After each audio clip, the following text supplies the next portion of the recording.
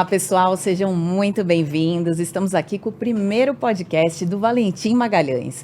Ele que é nutricionista, mestre em ciências da saúde, fundador do WebDiet, maior software de nutrição do Brasil, e está com um novo projeto aí de refúgios sustentáveis, que é o Limoeiros. Valentim, para começar, para o pessoal que ainda não te conhece, como surgiu a nutrição na sua vida? Valeu pela pergunta, Vanessa. A nutrição surgiu com aproximadamente 13 anos de idade. O que aconteceu? Eu estudava numa escola de classe média da minha cidade e não tinha... Enfim, naquela época eu não tinha acesso a Disney e parques e tudo mais, e a minha mãe me deu uma mochila de presente. Desde os 13 anos de idade que eu tenho contato muito extremo com a natureza. E eu nasci numa região de montanha. Então, enquanto meus coleguinhas iam para parques, viajar para fora e tudo, eu ia para as montanhas. E isso me conectou muito com a alimentação que os montanhistas faziam, porque eu lia, mesmo novinho, eu lia muito sobre o que os caras faziam para expedições para o Everest, para o K2, que é uma montanha emblemática, e eu fiquei muito vidrado em alimentação, desde muito novo. E a sua família já praticava uma alimentação saudável? A minha família toda não, Vanessa. Eu já tinha um pouco mais de cuidado, né? Vendo essas informações de livros e tal. Não era uma coisa tão difundida como atualmente, né? Por conta de internet e tal, não tinha naquela época. Mas eu já me preocupava, porque eu tinha uma relação peso-energia. Eu tinha que levar coisas leves, eu não podia levar coisa muito pesada que tivesse pouca energia, né? Para poder sustentar travessias de 2, 3, 4 dias. Isso pesava muito, porque eu tinha que levar a minha comida toda. Então, o cálculo dessa alimentação, do peso, ainda tudo muito rudimentar, porque eu não sabia, enfim, valor nutricional certo. Eu levava, cara, leite condensado pra caramba, porque tinha muita energia e era uma latinha, aí ia tomando aquela lata, e, enfim, foi isso. E ao longo dos anos, né, eu comecei a contar essa história com 13, a vida foi acontecendo, e a minha mãe um dia lá, com 20 e poucos anos, ela me chamou para uma conversa muito importante, falou, meu filho, e aí, o que a gente vai fazer da vida? Eu achava que estava fazendo certo, falei, não mãe, a vida está ótima, eu estou escalando, sou professor de escalada, dou aula, levo as pessoas, não, falou, não, meu filho, agora, na vida adulta, como é que vai ser a vida adulta? Aí eu escolhi a nutrição. Legal, bacana. Bom, e quais lembranças que você tem da sua época de formação, durante a graduação, o mestrado, e que foram muito marcantes para você? Eu acho que o primeiro impacto, assim, foi o primeiro dia de aula, sabe? Eu estudava em outra cidade, então eu ia de moto, né? Pegava uma estrada, assim, 40 minutos de moto. Então, aquele dia foi o primeiro dia de aula, chegar na sala, entrar na faculdade e ver o meu nome na pauta. Aquilo ali virou uma chave para mim, sabe? E até recentemente eu recebi no Instagram a mensagem de uma colega minha de faculdade que ela escreveu assim, ela falou, Valentim, desde que você estava na faculdade, você falava que a nutrição ia mudar a sua vida. Você não sabia como, mas que ia mudar. Eu fiquei bem feliz de receber. Eu não lembrava que tinha falado isso, tá? É ela que me lembrou. Então foi... Esse primeiro dia, assim, eu falei, cara, é um sentimento de que mudou. Aí se alguém me perguntasse o que mudou, Valentim, não sei. Desde aquele primeiro dia de aula, eu falei, eu sou uma pessoa diferente. É tipo se você tivesse trocado de trem, sabe? Você desceu de um trem e entrou em outro. Você realmente se encontrou e teve certeza de que era aquilo enquanto você estava estudando? Tinha que ser aquilo, porque não tinha outra coisa que eu conseguisse enxergar, entendeu? Então, eu tinha certeza que eu estava no lugar certo. Eu não sabia que o lugar certo me traria prosperidade financeira, eu não sabia se o lugar certo ia me manter empregado imediatamente depois de eu me formar, mas eu sabia, aquele ali era o lugar que eu queria estar. Se eu pudesse escolher estar em algum lugar, eu queria estar naquela sala de aula, naquela faculdade, com aquele tapete, era um tapete marrom, assim, né, ainda, porque era uma cidade muito fria, Petrópolis, então era um tapete marrom, as cadeiras de madeira, era aquele lugar que eu queria estar. Valentim, e como foi o início da sua carreira na nutrição? Como você entrou no mercado de trabalho? Caramba, eu entrei no mercado de trabalho, Vanessa, no meu primeiro semestre da faculdade, porque eu já me enxergava como profissional, como eu estava muito certo daquela decisão que eu tomei, então eu me comportava dentro da faculdade como um profissional. O que isso quer dizer? Eu já era conhecido pelos professores, eu procurava o currículo Lattes dos professores. Eu tenho uma história que é bem interessante. A minha professora, Cláudia Copley, vou até marcá-la aqui nesse podcast. Ela era minha professora de ética e bioética no 2º semestre. A metade da turma não ia para aula de ética e bioética na nutrição. E eu fui lá pesquisar o currículo Lattes dela. Cara, uma exímia pesquisadora, professora de universidade, assim, de outras universidades importantes. Eu falei, cara, essa mulher é uma pessoa de peso na nutrição. E colhei com ela. Eu era o primeiro aluno a chegar e qualquer coisa que ela falasse na faculdade, eu estava ali. Ela virou coordenadora da faculdade. Era sua referência. Minha referência. E aí, o meu mestrado, que você apresentou agora no início do podcast, eu entrei no mestrado por uma indicação dela. Eu fui trabalhar no primeiro hospital por indicação dela. E tudo assim, nos corredores. Eu passei, professora, eu estou com uma certa dificuldade, pensando em alguma coisa. Você está trabalhando? Eu falei, não, professor, está um pouco difícil. Eu vou arrumar uma bolsa de iniciação científica para você. Você vai lá no hospital da Fiocruz, vai procurar tal pesquisadora e ver qual o projeto que ela está envolvida. E trabalhando. Fui lá, fiz projeto, trabalhava sábado, domingo, fazendo pesquisa. Saí de lá, a mesma coisa no mestrado. Que Voltei, legal. E ela falou, e aí, o que você vai fazer, Valentim? Vai para o mestrado? Eu falei, quero ir para o mestrado. Ela foi lá, me deu uma carta de recomendação. Eu cheguei na chefe do departamento, mostrei a carta. Você é o Valentim, aluno da Cláudia, da Claudinha, ela fala de você há muito tempo e tal. E por isso que eu falo. Então tá aí, a Cláudia teve um papel fundamental aí, né? Fundamental. E eu comecei, essa história toda para dizer, eu comecei a minha carreira dentro da faculdade. Porque até hoje, os contatos que eu fiz dentro da faculdade, eles me geram frutos. Sim. Né? Meus colegas de profissão me respeitavam muito dentro da faculdade já. Eles já sabiam, já me colocavam como alguém diferente. Depois eu aprendi que isso é branding, né? Eu acho que é posicionamento. E em que momento você teve um insight do tipo, tô no caminho certo, esse realmente é meu propósito de vida? Vanessa, esse caminho certo a gente comentou, né? Quando eu cheguei na faculdade, eu falei, pô, é aqui que eu quero ficar e tal. Ali de uma maneira muito romântica ainda, né? Porque era novo, era novidade. Mas assim, já no mercado de trabalho, você teve esse... No mercado de trabalho, tenho, e é uma história que eu adoro contar. Eu dava muita aula, né? Eu atendia e tinha que dar muita aula, eu aceitava aula em todos os lugares do Brasil. Eu fui dar uma aula no interior do Maranhão. Eu vou conectar com aquele garoto que gostava de ir para a montanha, que ganhou uma mochila da mãe. Na minha tentativa de não fazer faculdade, eu falei, não, mãe, eu quero levar minha vida com a mochila, quero escalar, a vida com mochila e tal. E eu me vi numa cena ali, que nos intervalos das aulas, quando eu dou aula de um dia inteiro, imersão, né? Eu não saio para almoçar. Eu gosto de ficar sozinho. Eu tenho em alguns momentos, eu tenho uma certa melancolia que eu gosto de ficar ali quieto, refletindo sobre o que eu vou fazer na segunda metade da aula. Eu me vi sentado num lugar muito simples. Isso também fez parte de todo o cenário. Era um lugar simples do interior.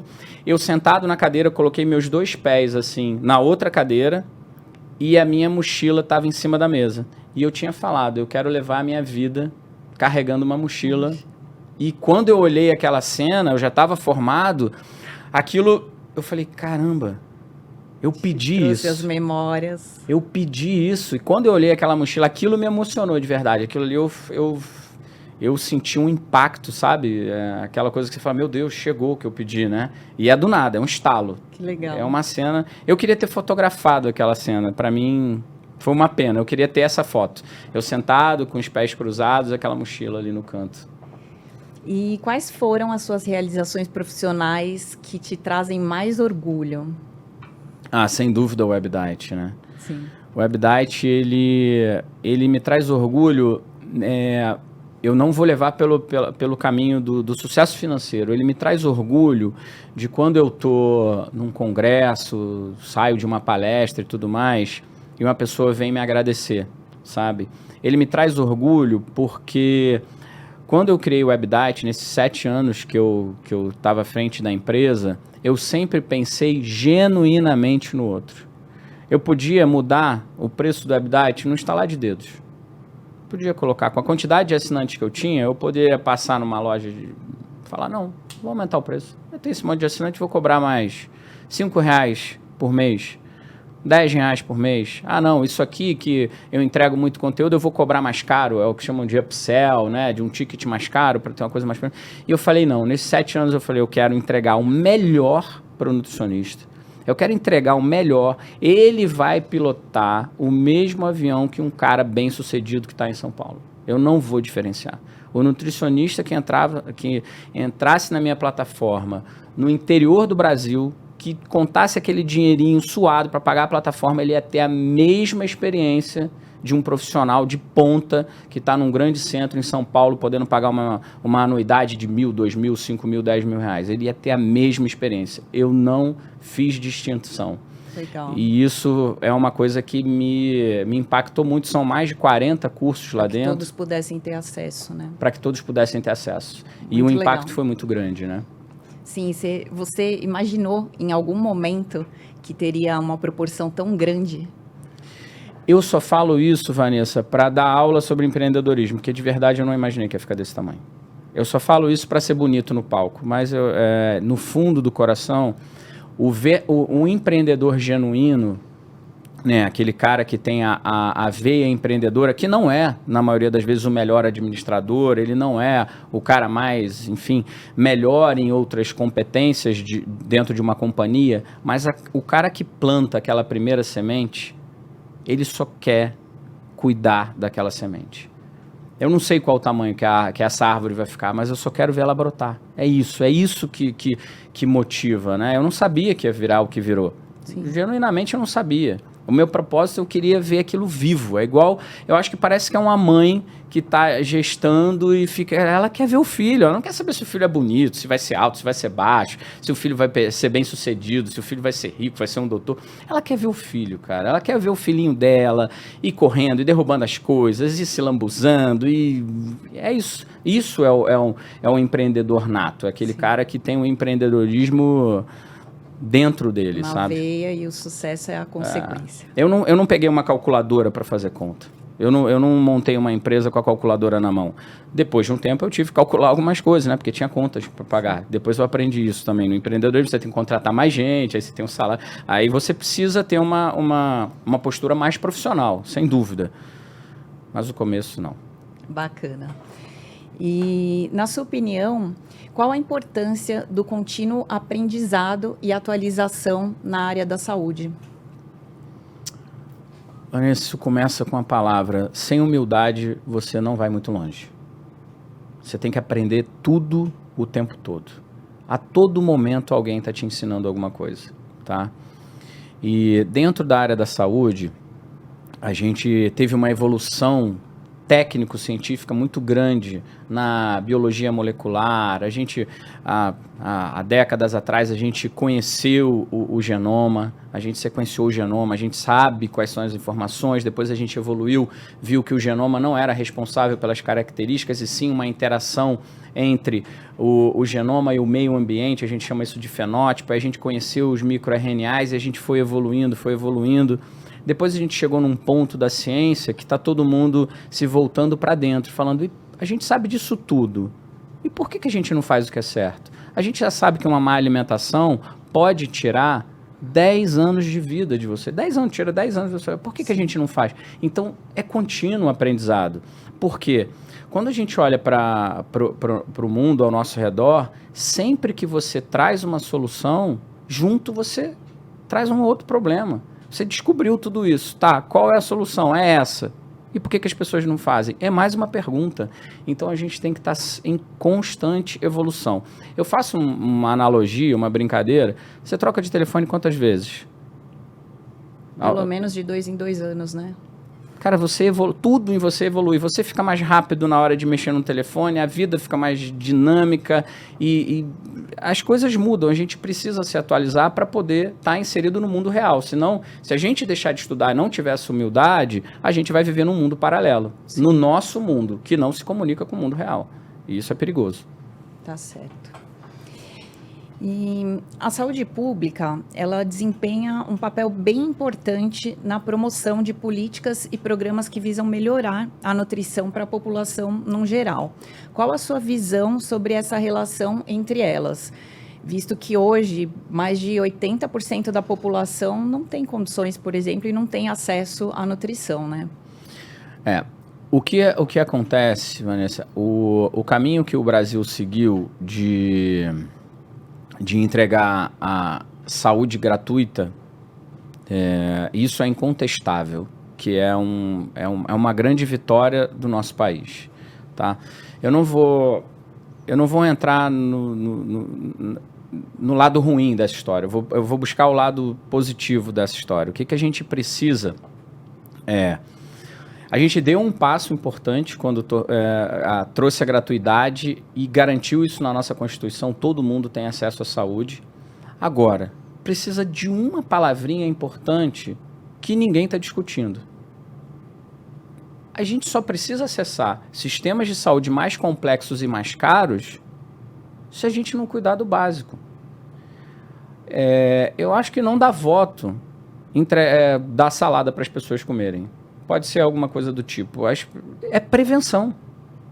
Cadê as políticas de prevenção? O Brasil se tornou referência no mundo no tabagismo. Você não vê fumar hoje no Brasil é quase um crime. E não é um crime, né? Enfim, mas é praticamente um crime. Isso foi a estrutura pública, o SUS brasileiro, que fez um enfrentamento contra esse hábito e baniu praticamente o tabagismo no Brasil. Os números são decrescentes. A indústria do cigarro perdeu para o Brasil. E agora, quando a gente olha para a alimentação, a história é outra. A gente não tem pelo menos eu não vejo, eu não sou especialista de saúde pública, por isso aqui é um discurso aberto, eu aceito o contraditório e, enfim, se quiser vir aqui, conversar com a gente, trazer o contraditório, eu estou 100% aberto, mas eu ando pela rua e não vejo um ataque frontal contra a má alimentação. Eu não digo nem contra a indústria, eu acho que tem que chamar a indústria para conversar, falar, gente, olha só, desse jeito não tá legal, a gente precisa fazer desse jeito. O Brasil agora evoluiu com um selo, né, que você coloca um selo ali, que é rico em açúcar avisando, e tudo mais. Né? Alto teor de gordura, alto teor de açúcar. Poderia ter um papo mais, uma conversa mais franca. Gente, olha só, não dá para escrever nesse rótulo que é sem adição de açúcar, tá? Porque o ingrediente já tem açúcar. Vamos começar a educar a população?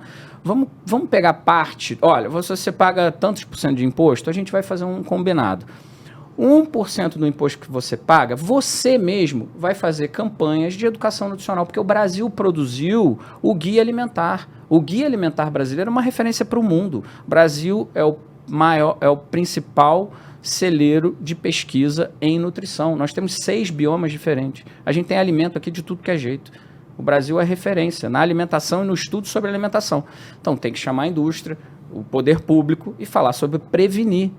A gente ainda está na era do remediar. É a campanha de compre o remédio para R$1. Não, gente. Não tem que comprar remédio, nem por R$1. Sim. Remédio não tem nem que ser de graça. Você não tem que tomar remédio. Você tem que não chegar nesse ponto. Incentivar a primeira saúde. E vem desde a infância, né? Porque não faz parte da educação. Na escola, as crianças já são incentivadas a uma má alimentação. Se você for ver as cantinas das escolas, a alimentação é péssima. Sim, e aí, Vanessa, a gente tem, lógico, ilhas, né? São ilhas que a gente chama assim. Tem políticas em São Paulo, por exemplo, você proíbe a venda de refrigerantes e tudo em algumas escolas. Ok, quando você vai na rua, na escola não pode vender. Aí você chega na calçada, do outro lado da calçada tem um cara vendendo a Coca-Cola. Aí quando você vê, tá todas as criancinhas que a mãe deu dinheiro, a criancinha tá comprando Coca-Cola do outro lado. Chega em casa, ele tem isso para comer. Então são bolhas, né, que a gente encontra, tenta usar, mas isso não é uma prática. E quando a gente retorna para a infância, quem não deu uma canelada, uma cabeçada na parede, que caiu de cabeça no chão, criança que não tomou uma água com açúcar para se acalmar?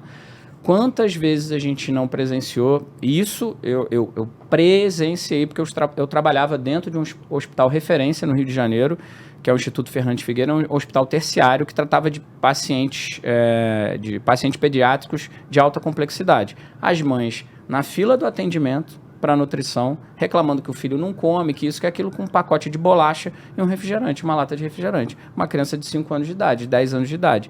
Então, assim, a gente não está no melhor momento das políticas em prol disso. Acho que a gente tem que ser muito mais. E a família tem uma participação muito importante. A melhor coisa do mundo é ir para casa da avó, Sim. cara. Mas na casa da avó tudo é doce. Tudo é doce. A melhor coisa é ir para casa da avó. Cultural, né? Cultural. Aí você chega, a criança está sofrendo, dá um docinho para ela. Gente, aonde que um alimento que aumenta a glicação, que altera seus parâmetros todos, é um troféu? Não pode ser. A gente tem que ter calma. Agora, não é de uma hora para outra, né, Vanessa? A gente tem que precisar construir isso ao longo do tempo. É conscientização. A gente fala isso, então você quer fazer uma campanha para daqui a um ano? Não, eu penso daqui a 20 anos. Você tem que mudar a arquitetura das lojas, você tem que mudar... Mudar toda uma mentalidade. Mudar uma geração, como a gente mudou a geração do tabagismo. Agora a indústria se reinventou, veio com outros... Agora a gente vai ter que enfrentar essa jornada, tem que mudar. É uma nova geração. Um trabalho de formiguinha, mas que... Constante. Sim. E você já participou de experiências relacionadas à saúde comunitária e campanhas de conscientização? Participei com uma professora da UERJ, vou marcá-la aqui também, Cláudia Valéria. É uma professora extremamente politizada, é uma professora ativista, e o que eu achei mais bonito, né, eu tive uma relação próxima com a saúde pública no meu mestrado, porque eu fiz mestrado na Fundação Oswaldo Cruz. Então eu fui fazer o meu mestrado cheio de restrições contra políticas públicas, não, porque não funciona, porque ninguém faz nada. Preconceitos. Quando eu entrei lá, que eu vi os bastidores e que eu conheci pessoas seríssimas que trabalhavam em prol da população, e essa minha professora é uma referência para mim, a Cláudia Valéria, o que ela fazia? Ela era responsável na faculdade, né, pela disciplina de políticas públicas. O nosso estágio era em comunidade. O nosso estágio era ir aí eu já tinha mudado para o Rio de Janeiro, a gente pegava um trem na Central do Brasil, ela junto no trem, e a gente já ia vivendo aquela experiência. Mochila, cartazinho, panfleto para a gente fazer a apresentação de nutrição, pegava o trem, ia para os lugares mais distantes do Rio de Janeiro, comunidade mesmo, a gente entrava em igreja e montava apresentação e fazia dinâmica com a população. Às vezes tinham 7 pessoas, 3 pessoas, e estava lá, professora titular, professora de várias universidades, pesquisadora, referência, e isso foi muito interessante. Eu tive a oportunidade também de falar de nutrição por um período curto de tempo para as escolas, e aí você fala assim, cara, se eu conseguir que uma mãe dessa, 2, 3, mude a alimentação dessa criança, talvez eu encontre essa criança extremamente saudável no futuro, né? Foi muito importante, mas foi um período curto de tempo, e eu vou te dizer, eu acho que isso é uma autocrítica que eu faço. Eu deveria... Eu tenho uma dívida, eu acho que eu tenho que me doar mais para isso. Eu tenho que usar parte da influência que eu tenho dentro da nutrição para falar mais para esse público, né? Para puxar alguma bandeira. Sim. E às vezes eu reflito um pouco sobre as coisas que eu faço e me puno, assim, eu falo, cara, não, acho que não foi legal falar sobre isso. Acho que eu poderia falar de uma outra maneira. Eu preciso resgatar isso, tá? Eu acho que é um compromisso aí. Pode ser tema de próximos podcasts aqui, falar sobre... Vamos anotar aí para já pensar no próximo tema. E, Valentim, que dicas você dá para quem está começando na profissão e que, se você tivesse ouvido lá atrás, teria feito diferença para você? Nossa... Prepara aí, bota para acelerar, porque acho que vai ser longa essa resposta. Primeiro, a primeira dica é que eu não sei quantas vezes, inúmeras vezes, você vai se deparar com umas situações que você vai falar, daqui eu não vou passar. Agora acabou, é o fim, deu errado. E sabe o que vai acontecer? Você vai acordar no outro dia e não deu errado, não foi o fim e não acabou. Sabe? Eu acho que essa é a primeira coisa. Na faculdade, enfim. Quanto à dica para o profissional, eu vou usar o que eu vivi. A sua carreira começou na faculdade. Você lá já tem que se posicionar. Lá você tem que se posicionar. Isso é uma coisa que eu aprendo muito com a Roberta. O posicionamento estratégico. Você tem que estar o tempo todo, eu vou trazer para minha interpretação, né, meu jeito de falar, você o tempo todo, entre aspas, você está fazendo negócio com as pessoas, está havendo uma troca. E não é uma troca por interesses escusos, é uma troca por interesses muito belos. Quando eu me aproximei da minha professora, da Cláudia Copley, eu fui reverenciar ela, falar, poxa, professora, li o seu currículo, parabéns pela sua trajetória e tudo mais, eu estou aqui à sua disposição porque a senhora precisar, qualquer atividade na faculdade. Ela falou, poxa, nenhum aluno falou isso para mim, mas em respeito à história dela. Demonstrar interesse, né? Interesse, e foi respeitoso que eu falei com ela, e a Cláudia Copley é minha amiga até hoje, a gente se fala até hoje. Quando coisa de internet, isso e aquilo, ela sabe que eu sou mais ligado, ela me liga para pedir conselho. Então, é uma via de mão dupla, sim, de interesses muito, eu acho que muito genuínos. E ela me ajudou. Eu não fui lá para buscar ajuda, eu fui lá para mostrar, professora, eu sou o Valentim, eu escolhi essa profissão, eu quero fazer o melhor aqui. Eu quero ser o número 1 nesse negócio. Se a senhora precisar de mim, eu estou à sua disposição. Então, essa é a dica também. Dica de ouro. Para você começar com essas conexões. Não tenha medo de você fazer negócios positivos. Você está sempre trocando. A vida é uma troca. Né? É um amigo que você liga no momento de dificuldade, depois ele vai te ligar, que ele vai te dar dificuldade. As pessoas se ajudam, isso é muito bom. Você poder presentear as pessoas com o que você tem de bom. A próxima dica que eu dou para as pessoas é, na carreira, a gente vai olhar muito sempre o palco. Isso é frase de caminhão, né? Você sempre está olhando o palco das pessoas e se comparando. Cara, não se compara. Se tem alguma coisa que é poderosa para destruir a autoestima de alguém, para destruir, é a comparação.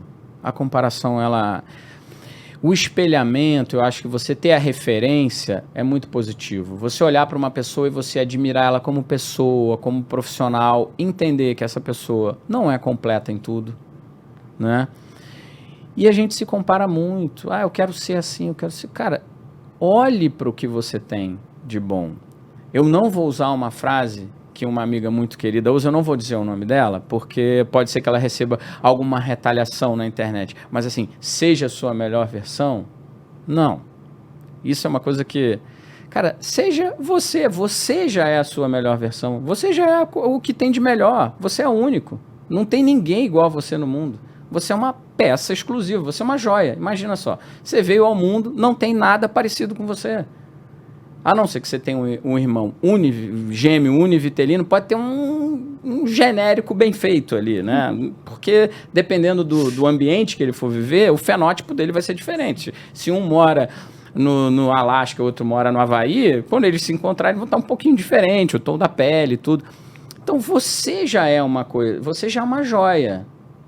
Óbvio. Aí você vai falar, poxa, mas aqui no início da carreira, meu consultório tem 3 pacientes. Você acha que as pessoas começaram como? Você acha realmente que eu comecei a minha carreira como? Eu era a minha secretária, eu tinha 2 WhatsApps, respondia como minha secretária, eu ia ver se tinha horário na agenda, meu mês estava vazio, não tinha ninguém para atender. Ninguém, 0. Tem horário na agenda? Vou consultar minha agenda. Tinha, sempre, 2 dias depois, 1 dia depois. Se o cara falasse, pô, eu tô passando aqui na rua, eu venho. Cara, todo mundo começou. Não se compara. Isso também é uma coisa extremamente importante. Porque você vai se machucar muito, porque você não está vendo a vida real. Você está vendo a melhor parte de alguém. Sim. E quando recorte ali, né? Você está vendo a melhor parte da pessoa, e aí quando você vai se comparar, você se compara com a sua pior parte. Ah, mas eu não falo bem, mas eu não sou alta, mas eu não sou aquilo. Mas você é um monte de coisa maneira.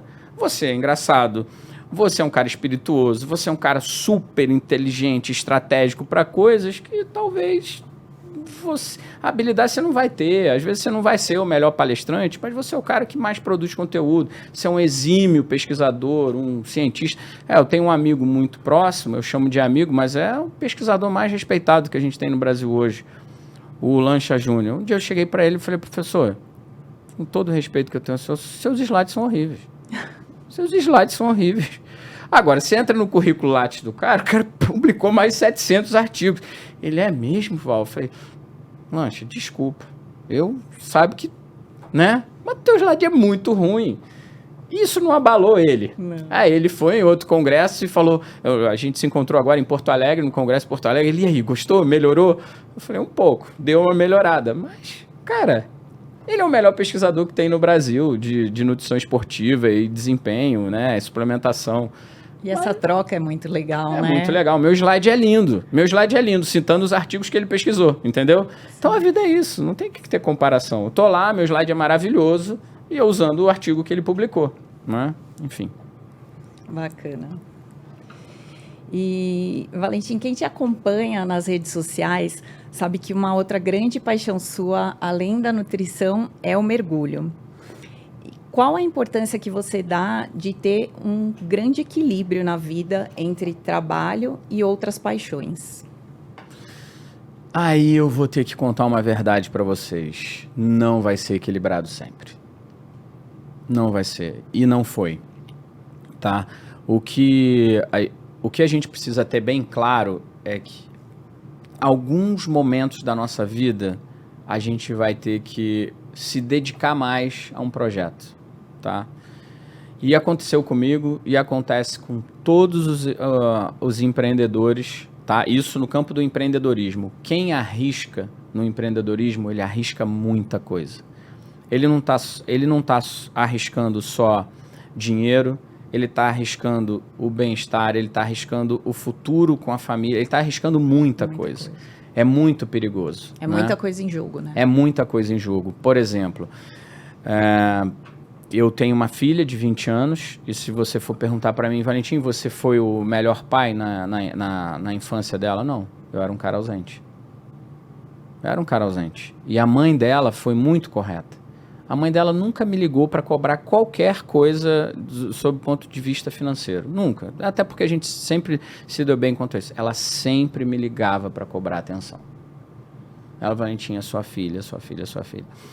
E aí, isso gerou um grande desequilíbrio na minha vida. Agora, hoje eu consigo resgatar, eu tenho no meu telefone, não sei se, a foto, ela tinha 10 anos de idade. E eu fui para o Maranhão trabalhar, eu consegui comprar um iPhone 4 na época. E fui levar para ela. E ela não sabia que ia ganhar um iPhone. Eu tenho essa foto guardada até hoje. Ela com guarda-chuva, ela foi me buscar no portão, que eu cheguei de surpresa. Né, eu avisei para a mãe dela, pedi autorização para a mãe dela para dar o presente, porque eu também não queria e nunca quis ser aquele, entre aspas, o pai herói do final de semana, que eu acho que isso é muito cruel, porque a mãe segura toda a jornada, aí você chega no final de semana com um puta presente e você é o super pai. Não. Isso é uma coisa que eu combinei, e é muito combinado com a mãe dela, de que não é assim. A vida que a Micari tem comigo é a vida que ela tem que ter com a mãe. Igual. Se ela pode viajar comigo, ela pode viajar com a mãe. E tem que ser a mesma coisa. Não posso ser o pai. Agora, voltando para essa coisa do desequilíbrio. Desequilibrou. Totalmente. Desequilibrou a minha vida pessoal no início do Webdite. Desequilibrou muito. Eu não conseguia treinar, eu estava extremamente focado. Eu tenho uma foto minha, Vanessa, cabeludão, assim, barba, não fazia barba, não cortava o cabelo, eu estava imerso naquilo ali. Agora, isso, né, essa coisa dessa relação de equilíbrio, depois que você vence essa barreira, você tem que recuperar, né? Sim. Você tem que recuperar. Tem momentos que você vai ter que abdicar, mas depois você consegue. E é perigoso, tá? Não é bonito, não é algo que eu bata no peito e fale, eu sou um cara melhor porque eu fiz isso, não. Poderia ter dado muito errado. Minha filha poderia não saber o meu nome, poderia não querer olhar na minha cara, sim, se eu não tivesse todo esse apoio. Então, é importante você não romantizar essa jornada de desequilíbrio. Você tem que ter cuidado. Isso pode te custar muito caro, tá? Mas ele vai acontecer. Ele é inevitável. Quando você quer romper algumas barreiras, por quê? O discurso mediano, ele agrada muito. Porque a origem dele é mediana. A maior parte das pessoas está na média. E tá na média não é demérito. Tá na média é chegar em casa todo dia, 7 horas da noite, e jantar com a família. Isso não é demérito. É poder todo sábado, acompanhar a esposa num programa de família que ela gosta. Todo casal, a esposa tem uma tia velha que tem que visitar, o marido tem Isso é estar na média e isso não é errado, certo? Mas quando você vai desafiar a média, quando você vai romper a média, você vai ter que dizer para sua esposa, eu não vou estar com você. Ou a mulher vai dizer para o marido, eu não vou estar no aniversário da sua avó que você tanto ama. Eu vou ter que estar no escritório trabalhando. E isso é uma decisão. Mas você pode escolher esse desequilíbrio, agora tenta pelo menos manter ele dentro de alguma coisa razoável, combina alguma coisa. Olha, vai durar X tempo. Se não der, eu volto. Né? Me espera. E ter a mentalidade para recuperar, né? Para recuperar. Você não pode cortar a linha vital, né? Tem a linha de vida.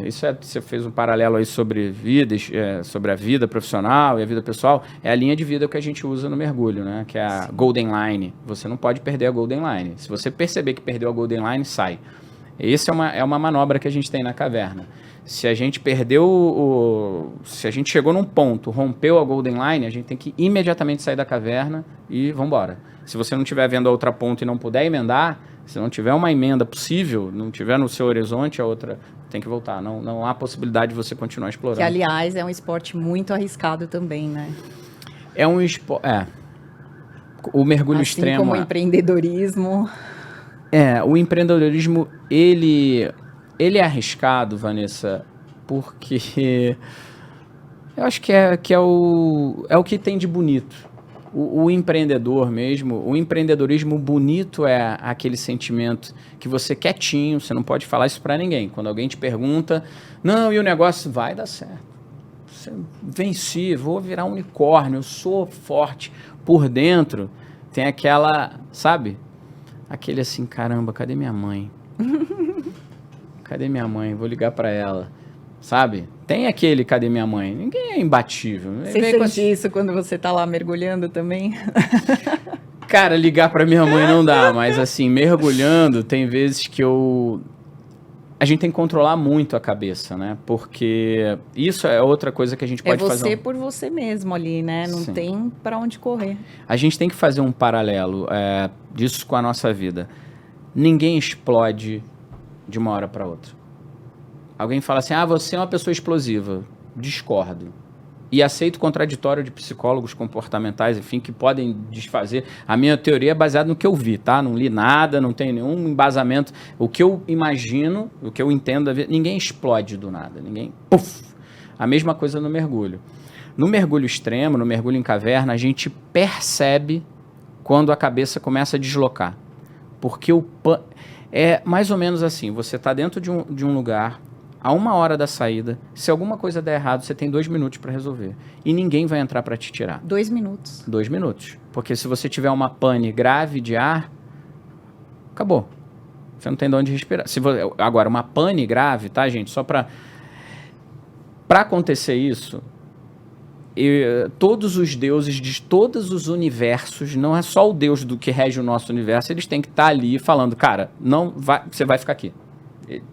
Porque tem muitos mecanismos de redundância. Mas onde eu vou chegar? A gente está ali o tempo todo, Vanessa, com o fim. Quando alguém fala o fim está ali. Tem 2 minutos. Se alguma coisa der errado, você tem 1 minuto e meio, 2 minutos para acabar. Como é que é o fim? Pode ser daqui a 2 minutos. Entendeu? E a tua cabeça não pode ir para esse lugar. E a gente percebe quando a cabeça começa a sair um pouco assim. Quando o medo começa a vir mais forte. Ele começa a te perguntar. O medo é você se perguntando, e se acabar o ar? E se acontecer alguma coisa? E se perder a Golden Line? E o seu duplo, ele tá aí perto? Ele tá te vendo? Cadê ele? Ele tá bem? Você já perguntou que ele tá bem? Aí começa essas coisas e você tem que não. Tem que segurar a onda. Não, você tem que manter aquela postura, olhar pro... meio que olha pro monstro e fala, senta, fica quieto, que eu tô aqui e tô bem. Eu tô a 1 hora da saída, mas eu estou extremamente calmo. Inclusive, eu estou olhando, a minha pressão de gás tá ótima, sinaliza pro duplo, meu dupla tá ali, tá tudo bem. Sob controle. Daqui a 15 minutos vai acontecer a mesma coisa. Você vai falar, meu Deus, se houve algum barulho diferente, o que foi? Foi o dupla que bateu. Enfim, Caramba, a resposta foi enorme, né? Não, mas foi ótimo. Eu fui aonde? Eu acho que eu me perdi. Que lugar da caverna que eu tô? Perdi a Golden Line. Deu para entender muito bem. Foi uma ligação legal aí do empreendedorismo com o mergulho, que são coisas bem arriscadas, né? Sim. E para encerrar, Valentim, eu quero te pedir uma reflexão final sobre a sua carreira e quais os seus planos para o futuro na nutrição. Essa deu... Se for 4K, vai pegar o arrepio aqui, tá? Cara, a primeira palavra que você trouxe, futuro. É bom... Pode botar aquele pi? Pode botar o... É bom pra caralho ter um futuro. Mesmo que você não saiba pra onde... É bom pra caralho ter um futuro. É bom demais você acordar e falar... Dá pra tentar. Dá pra fazer de novo. Dá pra mudar tudo. Dá pra falar, não é mais aqui. Para o trem, vou descer, vou abrir um operador de mergulho. Não, mas eu continuo na nutrição. Eu amo a nutrição, porque a nutrição, ela me colocou em contato, sem dúvida nenhuma, com as melhores pessoas que eu conheci. Que me conheceram, isso foi demais, que me conheceram antes de ter toda essa ascensão profissional. Me conheceram no começo, são pessoas que eu trago até hoje comigo. Aqui nos estúdios tem uma sentada atrás da câmera ali, que me conheceu antes de toda essa história, sabe? E, assim, continuo na nutrição, é bom demais ter um futuro. Eu encerro, acho que esse podcast falando sobre nutrição, eu posso trazer um termo técnico, né, que eu chamo de crescimento contratado, eu posso ser um pouco mais empreendedor nessa parada. O crescimento contratado, o futuro depende da boa nutrição. Tudo que é vivo na Terra, qualquer coisa que vive, essa plantinha que está aqui, tudo que vive na Terra depende de boa nutrição. O profissional hoje que estuda ciências nutricionais, ele desenha o futuro da humanidade. Desenha de verdade, porque a criança, os gênios do futuro são as crianças que foram bem alimentadas nos primeiros 1000 dias. Nos primeiros 1000 dias de vida de uma criança, você vai determinar praticamente todo o futuro de saúde dela, sabe? Então, a nutrição, ela é uma ciência muito... Ela é uma ciência muito profunda, sabe? Ela lida com... Gente, nutrir... É algo fabuloso, né? Porque quando você para... Aí eu vou te falar de outra piração aqui, não estava no contexto, uma piração que eu tenho, isso aí serve aí de loucura. Quantas vezes você já falou que ouviu o seu coração? Ah, porque eu ouvi meu coração, fiz tal coisa, ouvi meu coração. Já falou isso alguma vez? Muitas. Muitas. Taurina com ascendente em câncer é pura emoção. Sabe o que eu tenho em casa? E eu tenho até que repetir isso. Eu tenho um estetoscópio. E eu já ouvi meu coração, não digo que com uma frequência muito grande, mas eu já ouvi meu coração por alguns minutos, assim, sozinho, umas 20 vezes. E aí você fala, Valentim, mas não tem, qual o contexto que isso tem com a resposta? A hora que você ouve seu coração batendo, você fala, cara, eu sou uma coisa incrível, brother. Eu sou uma parada... muito louca. Eu tenho que cuidar disso. Ouve. Se você tiver oportunidade, algum amigo da área de saúde e tal... Literalmente. Compra um estetoscópio, custa R$40. Eu vou te dar um estetoscópio de presente para o próximo podcast. Eu vou comprar aqui. Tem uma farmácia aqui no próximo estúdio. Na verdade, a gente vai comprar aqui um estetoscópio para você ouvir seu coração em silêncio. Fala, cara, que máquina... Que máquina... Que máquina, incrível, incrível. E você tem que se libertar. Aí você fala, cara, como é que eu mantenho isso bem? É nutrindo essa coisa, sabe? Eu sei que é louco, metade da galera que tá vendo eu, muito mais da metade, vai falar, pô, que cara absurdo, ouvir o próprio coração. Faz o teste, cara. Ouve o seu próprio coração em silêncio. A primeira coisa que vem na cabeça é você falar, cara, não para, hein? Não para, não para nunca, não pode parar. É um pouco disso aí, é uma mistura de crescimento contratado, que o mercado vai crescer muito, é uma mistura de ouvir o próprio coração e a gente é uma máquina incrível. Mas acho que essa é a mensagem final. Obrigada, Valentim, foi ótimo, um bate-papo incrível e saber um pouco mais aí sobre a nutrição na sua vida. Valeu. Obrigado.